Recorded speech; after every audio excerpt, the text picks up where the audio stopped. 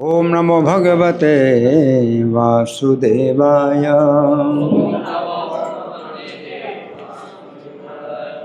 ओम नमो भगवते वासुदेवाय। ओम नमो भगवते वासुदेवाय। ग्रंथराज श्रीमद् भगवद गीता यथारूप अध्याय 6। अध्याय का नाम है ध्यान योग और श्लोक संख्या 18। तो मेरे पीछे बोलिए। यदा विनियतं चित्तम् आत्मन्येवावतिष्ठते निस्पृहा सर्वकामेभ्यो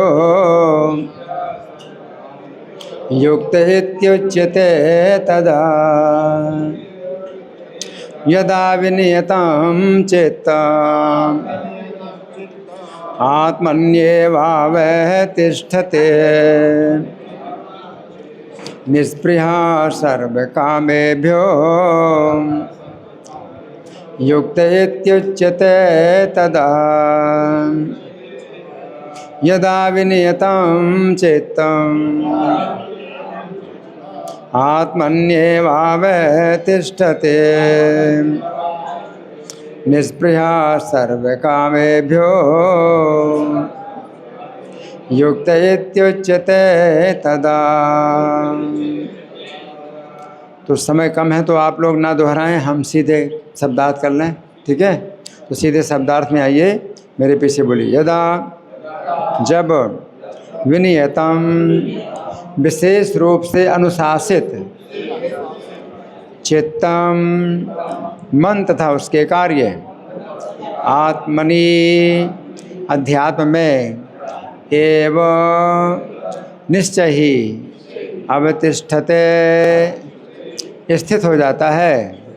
निष्पृह आकांक्षा रहित सर्व सभी प्रकार की कामेभ्यः भौतिक इंद्रिय तृप्ति से युक्तः योग में स्थित इति इस प्रकार उच्यते कहलाता है। तदा उस समय, अनुवाद मेरे पीछे बोलिए। जब योगी योगाभ्यास द्वारा अपने मानसिक कार्यकलापों को बस में कर लेता है और अध्यात्म में स्थित हो जाता है, अर्थात समस्त भौतिक इच्छाओं से रहित हो जाता है, तब वह योग में सुस्थिर कहा जाता है। तो इस श्लोक को समझेंगे। पहले यहाँ भगवान ये बता रहे हैं कि योगाभ्यास उसको करना है। तो योगाभ्यास जो अध्याय ये 6वां अध्याय है, तो ये ध्यान योग का ये अध्याय है। और ध्यान योग जो है ये सतयुग में संभव है। सतयुग में कोई व्यक्ति ध्यान की विधि के द्वारा भगवान की प्राप्ति करता है। कलयुग में संभव नहीं है। तो भगवान जो है ये सतयुग की विधि, ध्यान योग की विधि का जो वर्णन कर रहे हैं, तो ये संभव नहीं है, लेकिन तो भी हमें सुनना है। क्यों? क्योंकि भगवान के मुख से निकले हुए जो भी शब्द होते हैं तो हमें शुद्ध करते हैं, पवित्र करते हैं, तो हम पवित्र होंगे, इसलिए हम इसको सुनते हैं, है ना। तो ध्यान योग की स्थिति में क्या है? सबसे पहले यम होता है, फिर नियम होता है। अष्टांग योग है ये ध्यान योग। यम होता है, नियम होता है, फिर आसन, फिर प्राणायाम, फिर धारणा, फिर ध्यान, है ना। इसके बाद समाधि।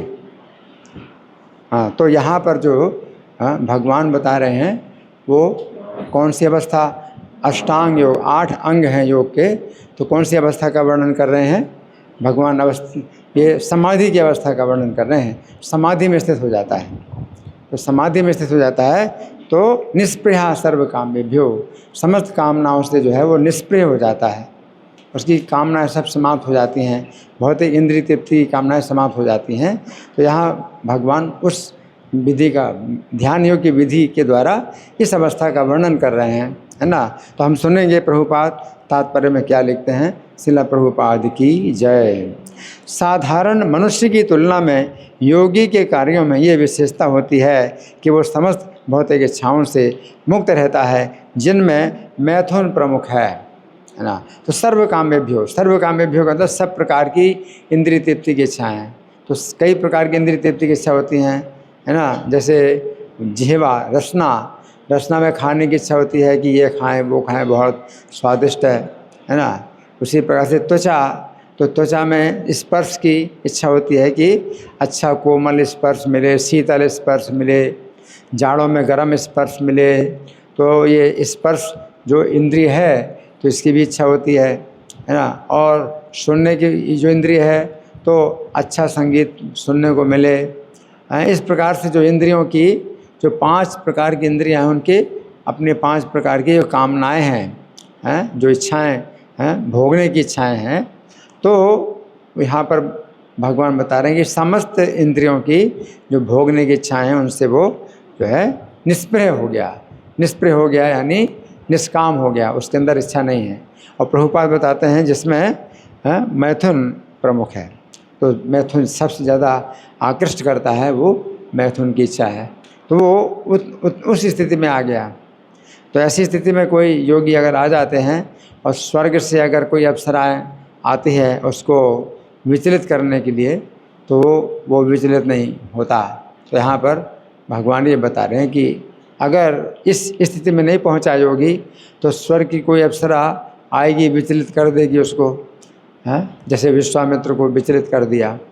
लेकिन आगे चल कर के वो जो है फिर अपने इस साधना में फिर इतने पक्के हो गए कि फिर जो है विचलित नहीं हुए, और फिर उनको जो है ब्रह्मर्षि का पद भी प्राप्त हो गया।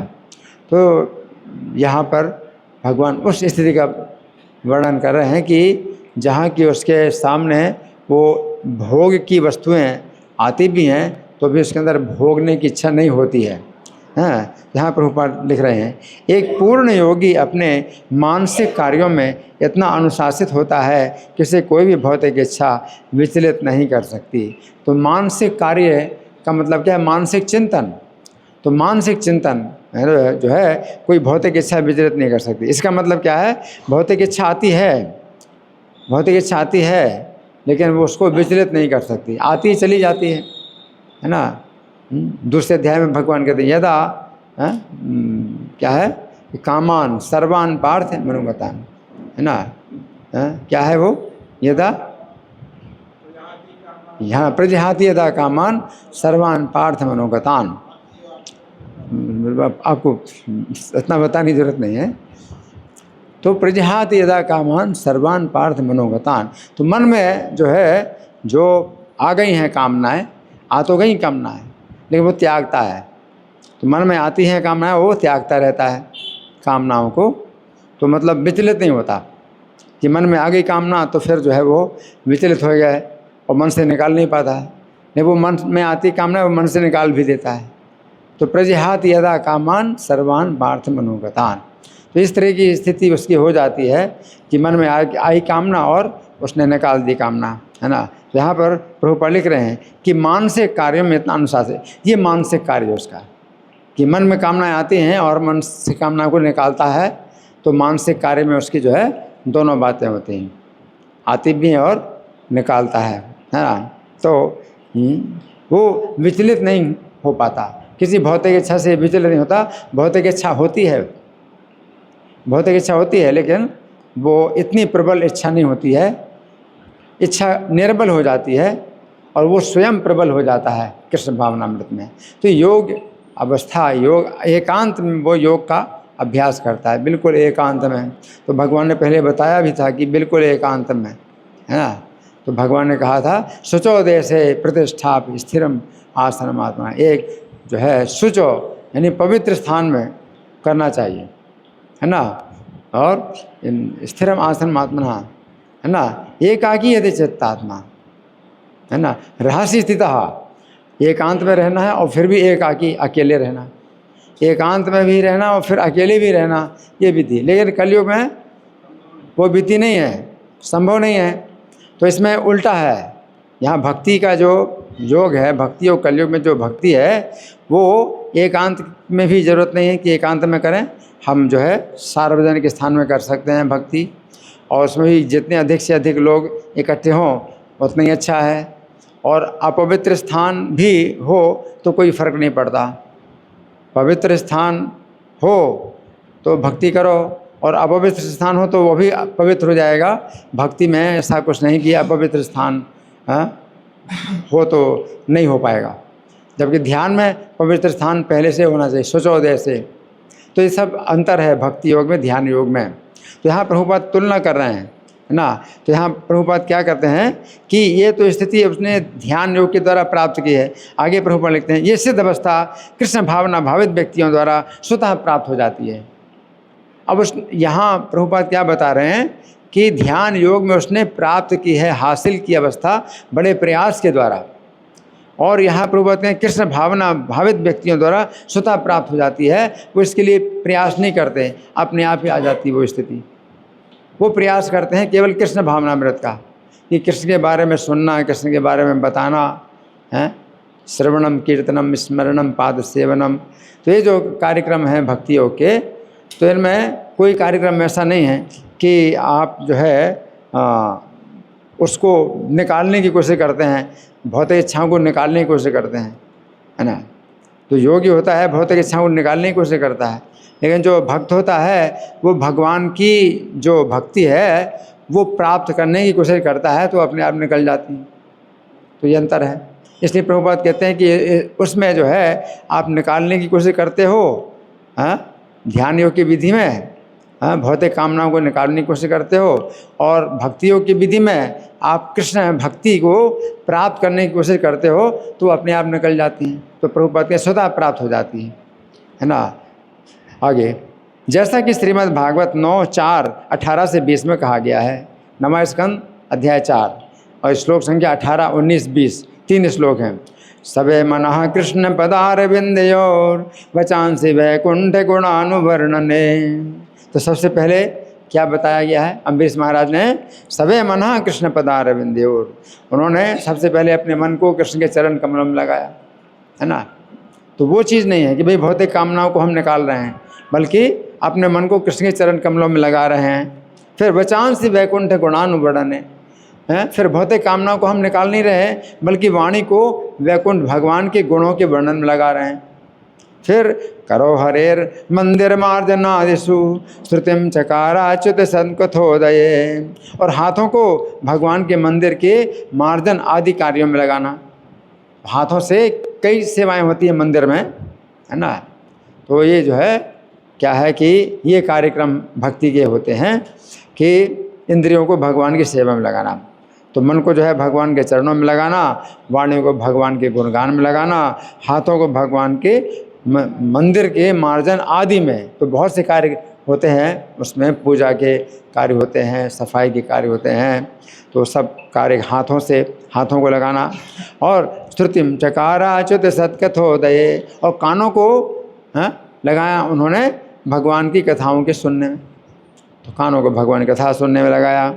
मुकुंद लिंगालय दर्शने दृशो तन्भृत्य गात्र स्पर्शेंग संगमम, और भगवान के जो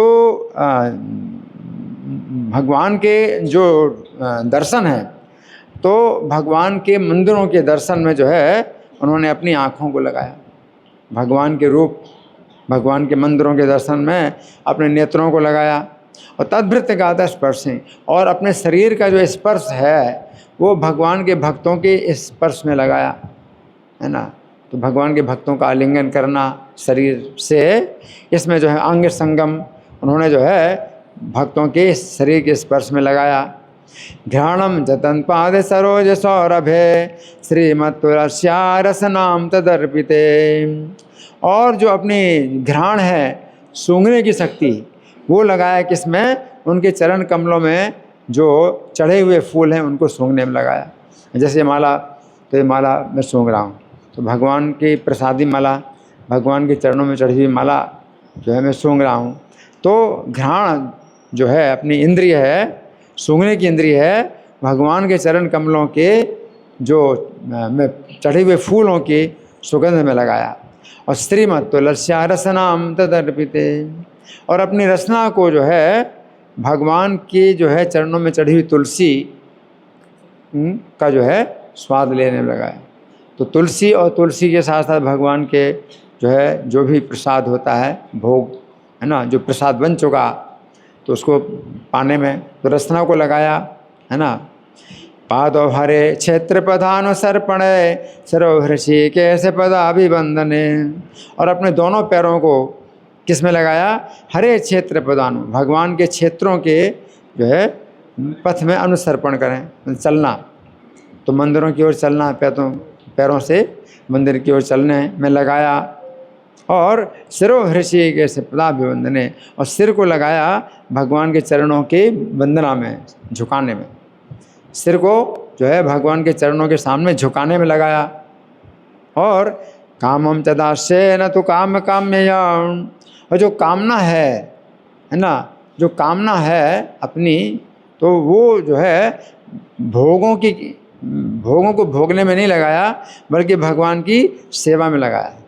कि मैं क्या सेवा करूं, है ना, कहते मैं आपकी क्या सेवा करूं, है ना, तो मेरे लिए क्या सेवा है। तो जो कामना है अपनी, तो वो भोगों को भोगने में नहीं लगाया, बल्कि भगवान की सेवा में लगाया कि मैं कितनी कितनी भगवान की सेवा कर सकूं।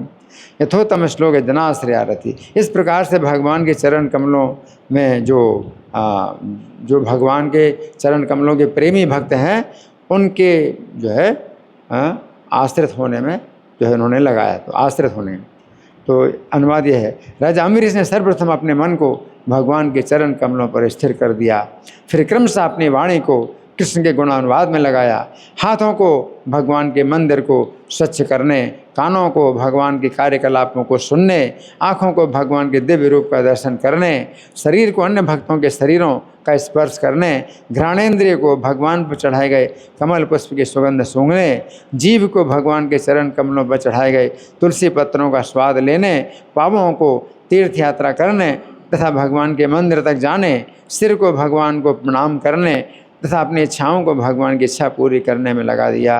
ये सारे दिव्य कार्य शुद्ध भक्त के सर्वथानुरूप हैं। तो आगे प्रभुपाद लिखते हैं, निर्विशेषवादियों के लिए ये दिव्य अवस्था अनिर्वचनीय हो सकती है। तो निर्विशेषवादी जो भक्त नहीं होते, निर्विशेषवादी का मतलब है कि जो भगवान के रूप को नहीं मानते, हाँ, भगवान के चित्र को देख करके कहते हैं तो रंगों का मेल है, इसमें कोई खास बात नहीं है। भगवान की मूर्ति को देख करके कहते हैं ये तो पत्थर है, इसमें कोई खास बात नहीं है। तो ये बड़ा जो है अपराध है। तो निर्विशेषवादी जो है ये भगवान का कोई आकार नहीं मानते, भगवान का रूप और भगवान के गुणों को नहीं मानते, भगवान के नाम को नहीं मानते हैं। तो ये मतलब एक प्रकार से बड़ा दुर्भाग्य है। तो निर्विशेष यहाँ पर ऊपर, लेकिन निर्विशेषवादियों के लिए ये दिव्य अवस्था अनिर्वचनीय हो सकती है। अनिर्वचनीय का मतलब है कि वाणी से परे, वर्णन नहीं कर सकते। तो उनके सामने, उनके लिए जो है ये दिव्य अवस्था वर्णन से परे है आगे। किंतु कृष्ण भावना भावित व्यक्ति के लिए ये अत्यंत सुगम और व्यवहारिक है। लेकिन हम लोग जैसे कृष्ण भावना का अभ्यास कर रहे हैं तो हमारे लिए बड़ा व्यवहारिक है, बहुत सरल है, बड़ा व्यवहारिक है, क्योंकि हर कोई जो है भगवान के चरणों में प्रणाम करते हैं। तो उसमें क्या दिक्कत है, भगवान को प्रणाम करते हैं, है ना। और जो कथा चल रही है तो सब लोग सुन रहे हैं, तो उसमें क्या दिक्कत है ना। और अगर कथा आप नहीं कर सकते तो नाम ले रहे हैं, माला पर जप कर रहे हैं, तो अपनी वाणी को भी जो है भगवान की सेवा में लगा रहे हैं, तो क्या दिक्कत है। भक्तों के सामने भी आप सिर झुकाते हैं, नमस्कार करते हैं, है ना। तो ये भक्तों के लिए, कृष्ण भावना भावित व्यक्ति के लिए ये विधि बहुत सुगम है और व्यवहारिक है। आगे जैसा कि महाराज अम्बरीश की ऊपरी वर्णित जीवनचर्या से स्पष्ट हो जाता है, जब तक निरंतर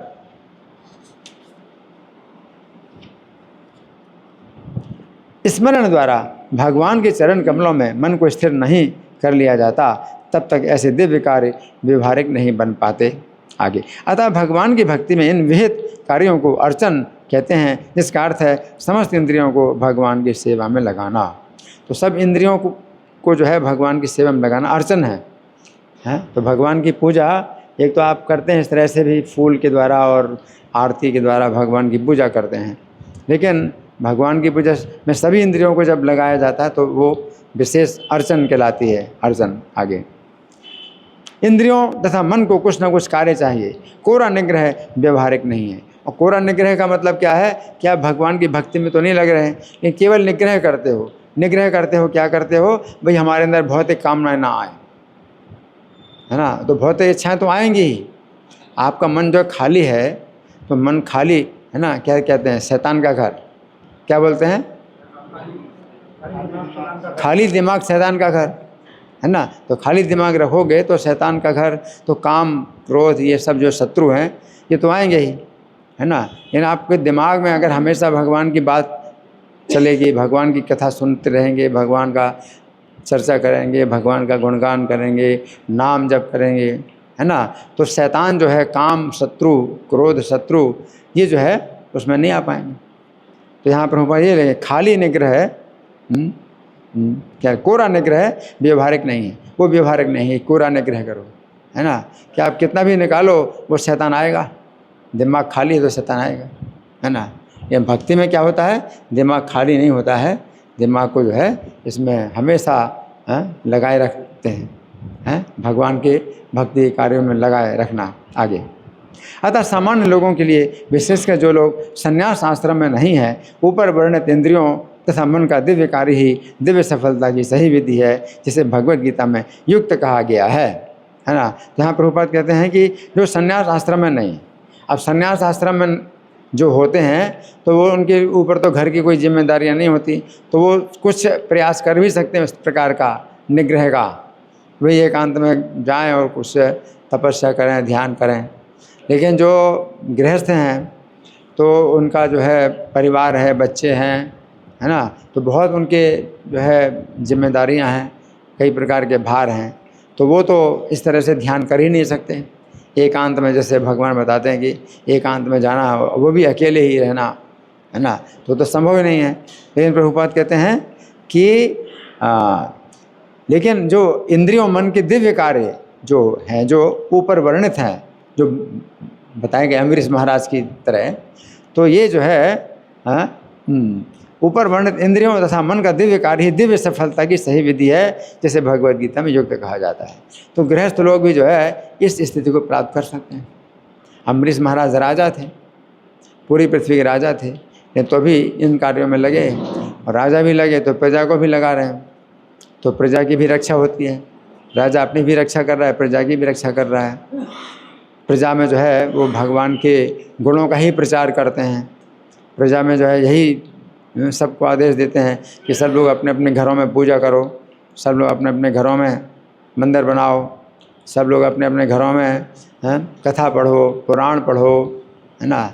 जिस तरह से जो है यहाँ प्रभुपाद कहते हैं कि ये विधि जो है बहुत सरल है। अब हम सुनेंगे थोड़ा श्री भगवान ने कहा से इसकी जो व्याख्या है, तो आप लोग बड़े ध्यान से सुने। ये बात समझने की है। ये 19वां 18 हाँ इसमें है। भगवान कहते हैं यदा विनीतम चित्तम आत्मनिएव अवतिष्ठते, जिस समय वश में किया हुआ चित्त श्री कृष्ण में ही स्थित हो जाता है। तो यहाँ पर श्री कृष्ण कह रहे हैं कि योगी अपने चित्त को श्री कृष्ण के रूप में लगाते हुए एक ऐसी स्थिति प्राप्त कर लेता है कि उसे अपने चित्त को श्री कृष्ण में लगाना नहीं पड़ता है, बल्कि उसका चित्त स्वतः श्री कृष्ण में लग जाता है ना। प्रारंभिक स्थिति में चित्त अशुद्ध होता है, अतः योगी श्री कृष्ण में अपना चित्त लगाता है, परंतु उसका चित्त संसार में चला जाता है।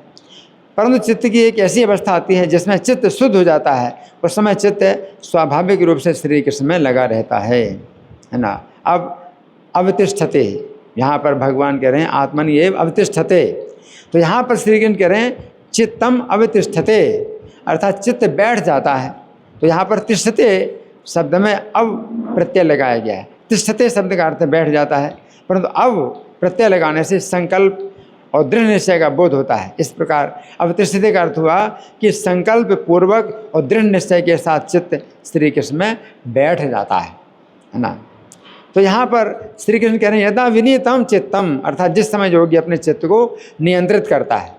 तो यहाँ पर नियत शब्द में वी प्रत्यय लगाया गया। नियत शब्द का अर्थ है नियंत्रित किया हुआ, परंतु वी प्रत्यय लगाने से विशेष का बोध होता है। इस प्रकार विनियत शब्द का अर्थ हुआ विशेष रूप से नियंत्रित। इसका अर्थ है कि योगी ने बहुत अधिक परिश्रम किया है, उसका चित्त जिस समय श्री कृष्ण के रूप को छोड़कर अन्यत्र जाता था, उस समय वो तुरंत अपने चित्त को पुनः श्री कृष्ण के रूप में लगाता था। इस प्रकार एक स्थिति ऐसी आई थी कि उसका चित्त नियत हो गया था, अर्थात नियंत्रित हो गया था, परंतु उस समय भी योगी ने अपना कार्य बंद नहीं किया, अर्थात वो अपने चित्त को श्री कृष्ण के रूप में लगाता ही रहा। तथा अब एक ऐसी स्थिति आ गई है कि उसका चित्त विनियत हो गया है, अर्थात विशेष रूप से नियंत्रित हो गया है ना। राजा कुलशेखर ने अपने मुकुंदमाला स्तोत्र के 8वें श्लोक में बताया है कि उनके चित्त को इस संसार रूपी मरुभूमि में जल के अभाव में और अत्यंत गर्म बालू होने के कारण अत्यंत खेद प्राप्त हुआ था। महाराज कुलशेखर बहुत बड़े भक्त हुए हैं, है ना। तो कह रहे हैं कि संसार रूपी मरुभूमि, मरुभूमि का मतलब क्या होता है, जहाँ पानी नहीं होता, है ना। तो चित्त जो है उनके चित्त को बड़ा खेद प्राप्त हुआ था जल के अभाव में और गर्म बालू के कारण। परंतु जिस समय उनके चित्त को श्री कृष्ण रूपी जल का सरोवर प्राप्त हुआ है, श्री कृष्ण जो है, जो श्री कृष्ण का रूप है वो जल का सरोवर जैसा है और चित्त जो है उसमें लग गया, उस समय से उनके चित्त का संपूर्ण खेद दूर हो गया है। श्री कृष्ण रूपी सरोवर का जल उनका सौंदर्य है, श्री कृष्ण के सौंदर्य रूपी सरोवर में चित्त लग गया। उस सरोवर में जो कमल है वे श्री कृष्ण के कर कमल और पद कमल, सौंदर्य का सरोवर। और उसमें जो कमल खिले हैं वो कौन से कमल हैं, श्री कृष्ण के 2 कर कमल हैं और 2 पद कमल हैं। उस सरोवर में जो मछलियाँ हैं, सरोवर में 2 मछलियाँ हैं, वे श्री कृष्ण के 2 नेत्र हैं। श्री कृष्ण के चंचल नेत्र हैं, तो मछलियाँ जैसे चंचल होती हैं, तो श्री कृष्ण के 2 नेत्र मछलियाँ हैं। श्री कृष्ण का सौंदर्य रूपी जल उनके चित्त की समस्त थकान को मिटाने वाला है। शीतल जल में जब मरुभूमि में एकदम गरम गरम आप होते हैं और ठंडा शीतल जल मिल जाए तो थकान दूर हो जाती है। तो चित्त की थकान दूर हो गई। चित्त की समस्त थकान को मिटाने वाला है श्री कृष्ण का सौंदर्य रूपी जल। अब उनका चित्त श्री कृष्ण के सौंदर्य रूपी जल में बार बार डुबकी लगाता है, इसी सौंदर्य रूपी जल को पीता है और इस प्रकार उनके चित्त का संपूर्ण दुख दूर हो गया है ना। इस संबंध में योग की पूर्णता नामक पुस्तक में श्रील प्रभुपाद लिखते हैं, योग को प्राप्त कर लेने वाला अपने मन के निर्देशों पर निर्भर नहीं होता, बल्कि मन उसके नियंत्रण में होता है। विनीतम चित्तम जो बताया, न ही मन को निकाला या मारा जाता है, क्योंकि श्री कृष्ण या विष्णु का सदैव स्मरण करना ही योगी का व्यवसाय होता है। योगी अपने मन को बाहर नहीं जाने देता। ये बहुत कठिन कार्य लग सकता है, परंतु कृष्ण भावना में ये संभव है। जब व्यक्ति कृष्ण भावना या कृष्ण सेवा में निरंतर लगा हो तो मन का श्री कृष्ण से दूर जाना कैसे संभव हो सकता है। श्री कृष्ण की सेवा में मन स्वयं ही बस में हो जाता है। अब दूसरी पंक्ति में भगवान कहते हैं, निष्प्रया सर्व कामेभ्यो, अर्थात उसका चित्त समस्त भोगों की कामना से रहित हो जाता है। तो इस श्लोक के तात्पर्य में प्रभुपाद लिखते हैं कि निर्विशेषवादियों के लिए ये देवावस्था अकल्पनीय हो सकती है ना। तो अंतिम शब्द हैं भगवान के, युक्त इति उच्यते तदा, अर्थात उस समय वह श्री कृष्ण से जुड़ा हुआ कहा जाता है। युक्त का मतलब क्या है, जुड़ गया। योग का मतलब जोड़ना और युक्त का मतलब जुड़ गया, है ना।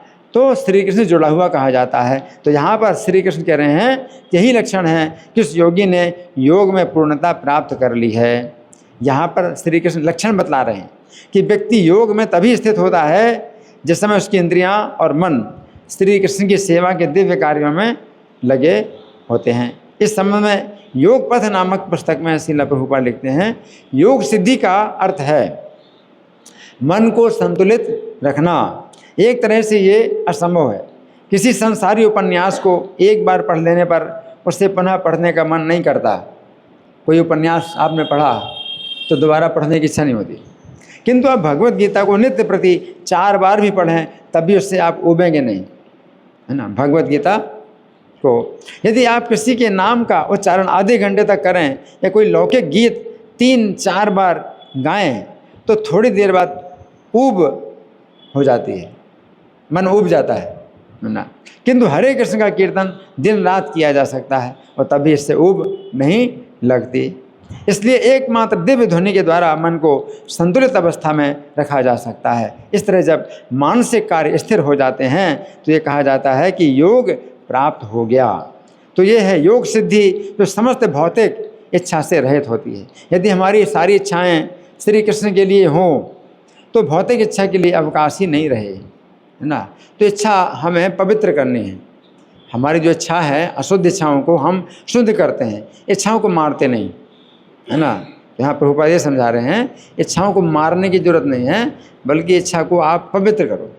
तो जब इच्छाएं आपकी पवित्र हो जाएंगी तो कैसी इच्छाएं पवित्र हो जाएंगी कि कानों में इच्छा होती है कि हम भगवान का गुणगान सुने, आँखों में इच्छा होती है कि भगवान के सुंदर रूप का दर्शन करें, है ना, और जिह्वा में इच्छा होती है भगवान का गुणगान किया जाए, है ना। इस तरह से जो कार्य होते हैं सब तो कृष्ण की सेवा की इच्छाएं।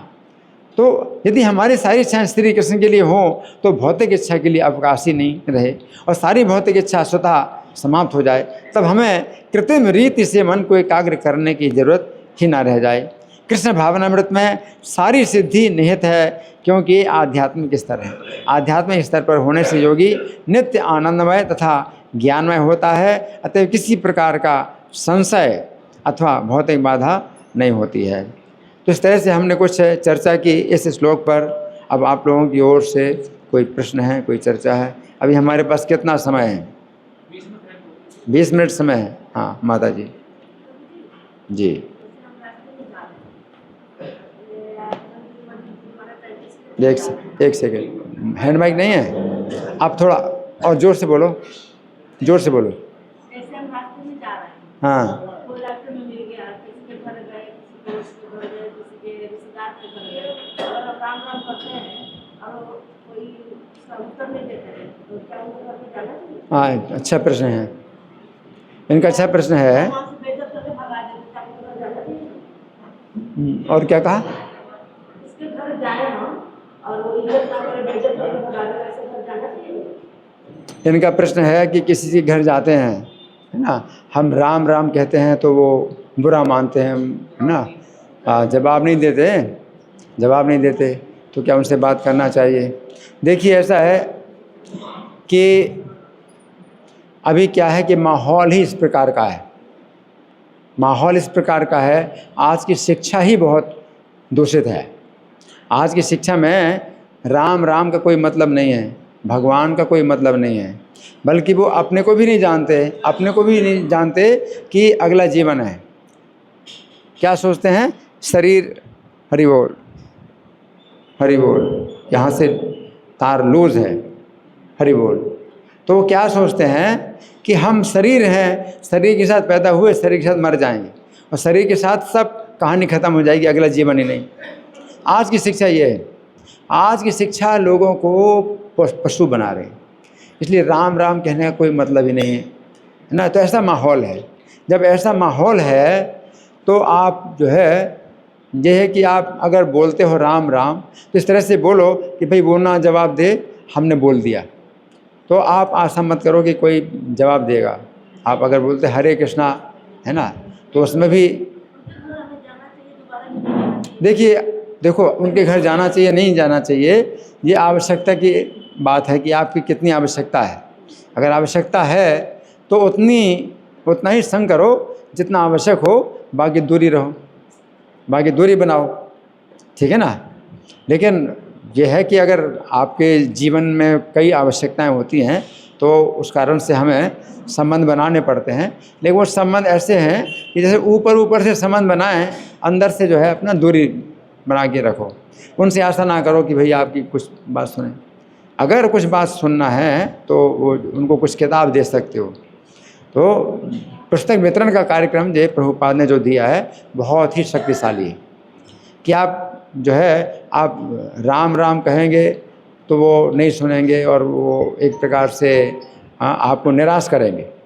नहीं, किताब देते हैं, और कई बार किताब जो है लोग जब लेते हैं तो भगवान के संबंध में कोई किताब नहीं लेना चाहते हैं, तो वो कहते हैं कि नहीं नहीं हमको जो है किताब चाहिए, कुछ इस संबंध में चाहिए कि कुछ आसन वाली किताब हो, कुछ है ना ऐसी किताबें हो, मन का तनाव दूर हो, ये है वो है। तो आप उस तरह से भी आप बोल सकते हैं कि हाँ ये किताब वही है। किसी भी बहाने से ये न केन प्रकारेण है ना, कहते हैं ये न केन प्रकारेण मना कृष्णे निवेशेत, जिस किसी प्रकार से मन को कृष्ण में मतलब निवेश प्रवेश कराओ। और यहाँ पर दूसरी बात यह है ये न केन प्रकारेण पुस्तकम हस्ते निवेशेत, किसी न किसी प्रकार से पुस्तक उनके हाथ में दे दो, ठीक है ना। हाँ तो आप आशा मत करो, आशा मत करो, लेकिन आप अगर नहीं लेता है तो नहीं ले, लेकिन आप जो है अपनी तरफ कोशिश करो तो 100 लोगों में से 10 लोग लेंगे। तो ये पुस्तक वितरण का कार्यक्रम ही जो है एक है कि आप में जो है मतलब आपकी शक्ति, और क्योंकि इसमें प्रभुपाद के जो है शब्द हैं, प्रभुपाद की वाणी है, तो आप देते हैं। तो फिर अगर आपने दे दी तो आप समझिए कि आपने प्रभुपाद को पहुंचा दिया उसके हाथ में, और कभी भी खोलेगा तो प्रभुपाद का ही मुंह खुलेगा, प्रभुपाद का ही मुंह खुलेगा, प्रभुपाद ही बोलेंगे। वो किताब खोल करके अगर पढ़ता है तो प्रभुपाद ही बोल रहे हैं, किताब जो है प्रभुपाद का मुख है, आपने दे दिया। तो बहुत बड़ा कार्य यही होता है कि आप किताब दो, क्योंकि लोगों के पास समय नहीं है सुनने के लिए, है ना। तो पुस्तक वितरण का कार्यक्रम सबसे बड़ा कार्यक्रम है अगर आप किसी की रक्षा करना चाहते हो, ठीक है जी। और एक सेकेंड, और किसी का प्रश्न है? ठीक है माता जी आप बोलो। हाँ माइक दो, माइक दे दो। घर में बच्चे हैं, किसी के घर में बच्चे हैं, पति है, रिश्तेदार है कोई, अगर बेटा बेटी माँ बाप की इज्जत ना करे और पूजा पाठ करे और सास ससुर की इज्जत ना करे तो उनको क्या पूजा करने से फल मिलता है? आपका प्रश्न ये है कि घर में जो बच्चे हैं, किसी के घर की बात कर रहे हैं, हाँ बच्चे हैं, माता पिता की सेवा नहीं करते और क्या पूजा पाठ करते हैं, माता पिता की सेवा नहीं करते, है ना। देखिए अगर वे जो है सबसे पहली बात यह है कि माता पिता का जो कर्तव्य है कि हैंड माइक दे दो। माता पिता का कर्तव्य है कि अपने बच्चे को सिखाएं, मनुष्य बनाएं। आज की शिक्षा तो बिल्कुल पशु बना रही। तो माता पिता को जो है जिन्होंने जन्म दिया, अगर बचपन से उसको बच्चे को सिखाते कि हरे कृष्णा बुलवाते, मंदिर में ले जाते, है ना, और भगवान की कथाएं सुनाते, तो अगर माता पिता इस तरह से करते तो जो बच्चे हैं वो अच्छे निकलते, है ना, वो सेवा भी करते। लेकिन अगर माता पिता नहीं शिक्षा देते और केवल यही सिखाया कि पढ़ोगे लिखोगे तो पढ़ाई लिखाई करो और इसमें जो है अपना जो है पशुओं की आवश्यकताएं पूरी करो। आज की पढ़ाई लिखाई क्या है? पशुओं की आवश्यकताएं पूरी करने के लिए, कि अच्छा खाना है, अच्छा सोना है, अच्छा भोग करना है, अच्छी जो है सुरक्षा करना है। तो 4 आवश्यकताएं पशु की है और हम जो है उन्हीं आवश्यकताओं को पूरी करते हैं। शिक्षा का यही उद्देश्य है। तो माता पिता बच्चे को शिक्षा देते हैं, तो उसको पशु ही बनाया। अब पशु बनाया, अपने बच्चे को पढ़ाया लिखाया, बनाया उसको पशु कि पढ़ा लिखा पशु। अब आशा मत करो कि वो सेवा करेगा माता पिता की। जैसे पशु होते हैं तो पशुओं के बच्चे जो है सीखते हैं, खाना सोना सब माता पिता सिखाते हैं पशुओं को, और जब पशु बड़े हो जाते हैं तो अपने माता पिता की सेवा नहीं करते, है ना। तो जिन माता पिता ने जन्म दिया और पशुओं की आवश्यकताएं सिखाई, तो फिर वो पशु जो है, वो बच्चे जो पशु बनते हैं तो माता पिता की सेवा नहीं करते, तो फिर आशा नहीं करना चाहिए ना। लेकिन अगर जैसे प्रभुपाद है ना, तो उन्होंने जो है शिष्य बनाए तो उसमें जो है फिर अपनी सेवा अपनी पूजा भी कराई। लोगों ने कहा प्रभुपाद से कि आप अपनी पूजा क्यों कराते हैं? तो प्रभुपाद कहते हैं कि शास्त्र में कहा गया है कि गुरु की पूजा भगवान की समान करना चाहिए, इस तो मैं क्या कर सकता हूँ। तो इसी प्रकार से माता पिता भी जो है शिक्षा दे सकते थे कि तुम जो है जिनसे तुम भगवान का संदेश प्राप्त करते हो उनकी भी सेवा करो, तब कहीं भगवान सेवा स्वीकार करेंगे। तो वो जो है माता पिता का कार्य होता है ये। तो अभी क्या है कि अगर बच्चे अब नहीं माता पिता की सेवा करते तो फिर हम क्या कर सकते हैं। बस यही है कि माता पिता को भगवान की शरण लेनी चाहिए, कि भगवान का भजन करना चाहिए, और अब बड़े हो गए तो अब जो है भगवान के ऊपर छोड़ दो, वो क्या करेंगे क्या नहीं करेंगे। क्योंकि वो अवसर जब था, बच्चा छोटा था, तो उसको मार पीट करके भी आप सुधार सकते थे। अब जो बड़ा हो गया अब तो अपना कुछ चल नहीं सकता, बस नहीं है। लेकिन बस यही है कि आप इसमें जुड़ें, हरे कृष्ण आंदोलन से जुड़ें, इन कार्यक्रमों में अपना समय लगाएं। ठीक है।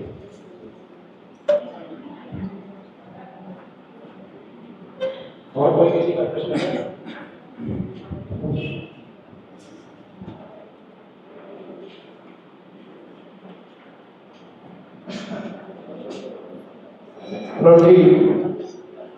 पत्नी द्वारा किए हुए जो पुण्य कर्म होते हैं, एक थोड़ा धीरे बोलो, धीरे। जो पत्नी द्वारा किए हुए जो पुण्य कर्म है, क्या उसमें से इंसान को कुछ शेयर मिलता है थोड़ा बहुत? हाँ, देखिए, पत्नी अगर जो है भजन करती है, भक्ति करती है, तो उसको आधा जो है पति ले लेता है, लेकिन तब लेता है जब वो पत्नी को प्रोत्साहन दे। अगर अपनी पत्नी को प्रोत्साहन देता है, विरोध नहीं करता उसकी भक्ति का, और उसकी आवश्यकताएं पूरी करता है, तो पति का तो ये फर्ज है कि रक्षा करे। माता जी, पति का जो है मतलब ही है कि जो पत्नी की जो है आवश्यकताएं पूरी करे, जीवन की आवश्यकताएं पूरी करे और रक्षा करे। तो अगर पत्नी अगर भक्ति में लगी है तो पति को जो है पत्नी की भक्ति का जो है आधा फल मिल जाता है, अगर वो रक्षा करता है।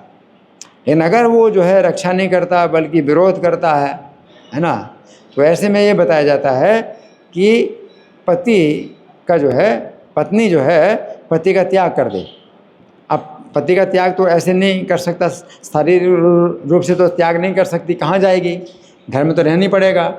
लेकिन त्याग करना मतलब मन से त्याग कर दे पति का, तो पति के गलत कामों में उसको सहयोग नहीं देना चाहिए और पति से जो है थोड़ा दूरी बना करके रहे कि छिप करके भजन करना है या कैसे करना है, कि तो इसमें फिर पति का जो है फिर अपना रास्ता होता है, पत्नी का अलग रास्ता होता है। फिर वो पति को जो है अपनी पत्नी की भक्ति का कोई फल नहीं मिलता अगर वो इस प्रकार से करता है, विरोध करता है। तो इसमें यही बात है। उसी प्रकार से पत्नी भी जो है पति की भक्ति का जो है आधा फल ले लेती है और पति की सेवा में लगी है। तो पति की सेवा में लगने मात्र से वो कुछ ना करे और पति भक्ति में लगा है तो अपने पति की जो है भक्ति का आधा फल पत्नी ले लेती है। लेकिन अगर पत्नी बिल्कुल सहयोग नहीं करती, जैसे प्रभुपाद की पत्नी थी, है ना, तो प्रभुपाद जितने भी प्रचार के कार्यक्रम बनाते थे उसमें 1% भी सहयोग नहीं देती थी। अपने कमरे में चाय पीती रहती थी और प्रभुपाद जो है प्रचार करते थे। तो अंत में प्रभुपाद ने त्याग दिया, पत्नी को त्याग दिया। तो ऐसे पति भी और पत्नी भी जो अपने जो है पति या पत्नी की सेवा में, भक्ति में सहयोग दें, तब उनका जो है हिस्सा बनता है। ठीक है जी। अगर पति घर में किसी की इज्जत ना करे, बेटी के किसी की इज्जत ना करे और उसको जैसे शादी हो लगा दे, छोड़ दे, तो क्या उसको पूजा करने से फल मिलता है? नहीं मिलता, बताया ना, अगर जरूर करता तो नहीं मिलता, बताया। बहुत बहुत स्वागत है आप सब लोगों का हमारे शनिवार होने वाले श्रीमद् भगवद गीता क्लास में। आप लोग समय से आए हैं, उनके लिए बहुत बहुत धन्यवाद, साधुवाद। ऐसे ही जो गर्मी आ गई है तो 6 बजे 5:30 बजे सुबह दर्शन देना शुरू कर देते हैं, तो जल्दी हमें आना चाहिए, लेट नहीं करना चाहिए क्लास में। देखिए ये बहुत बहुत बहुत सौभाग्यशाली क्लास है आप लोगों के लिए, क्योंकि जी का जैसे बच्चा अगर आपके पास आ रहे हैं यहाँ पे, तो मैं बता सकता हूँ आपको कि आपकी भाग्य का कोई सुधार कर नहीं सकता, इतने बड़े भक्त हैं मंदिर में वो। और वो जो बोलते हैं ना, ये जो बुक है, ये बुक से अधिकतर लोग प्रवचन देते हैं। ये बुक ले जा करके इसको पढ़ते हैं, तब लोग प्रवचन देते हैं।